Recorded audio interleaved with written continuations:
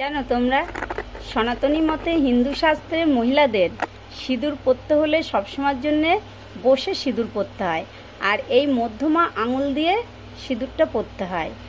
আর সিঁথিতে আগে দিতে হয়, আগে কপালে সিঁদুর পরতে হয়, তারপরে সিঁথিতে দিতে হয়, তারপরে গলায়, তারপরে শঙ্কে, তারপরে আঁচলে মুছে ফেলতে হয়। কারণ এগুলো না মানলে স্বামীর অকল্যাণ হয়। কিন্তু আমিও এটা জানতাম না, আমিও এখন জানি। তাই আমিও এখন এগুলোই পালন করি।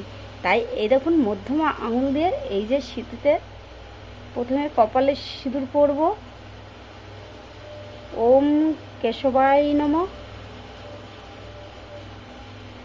ওম কৃষ্ণায় নমঃ, ওম গোবিন্দায় নমঃ, ওম শঙ্খ পলা লোহা মধুসূদনায় নমঃ, আঁচলে মুছব মাধবায় নমঃ। তাহলেই পুরোপুরি সিঁদুর পরা সমাপন হয়।